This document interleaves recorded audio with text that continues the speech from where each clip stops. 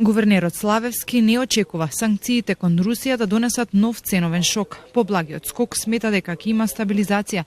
Инфлацијата, која се уште е висока, се надева дека до крајот на годинава ќе се намали. Иако ММФ прогнозира да устане 4%, Славевски очекува минимално да падне под оваа бројка. Добро е да видиме тројка. Тоа ќе биде психолошки, затоа што таргетот за наредната година е инфлацијата да се симне на 3, дури и под 3% во оние граници околу што имавме инфлација пред пандемијата, во рамките на инфлацијата по Европската унија.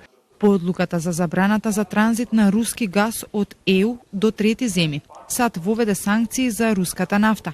Дел од домашните експерти се загрижени и предупредија дека е можна нова ценовна криза, можеби не во големи размери, но сметаат дека поместување на цените ќе има. Премиерот пак уверува дека тоа нема да се случи. Дел од стопанствениците пак се надеваат дека недостатокот од одредени добра ќе се надомести.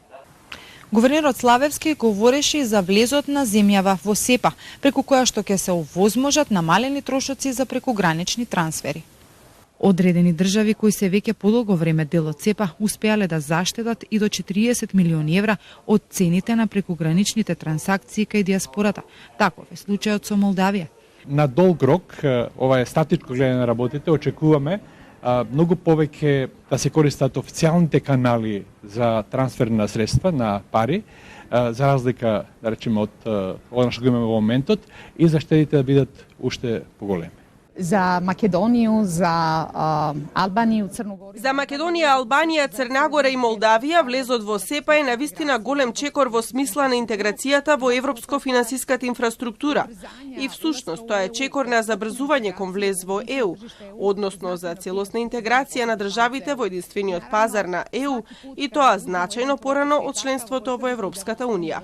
Ова е прв пат ЕУ да дозволи интеграција во финансиските структури на земји кои не се членки. На конференцијата за СЕПА присуствуваа гувернери од централните банки во регионот, банкарскиот сектор и нефинансиски институции.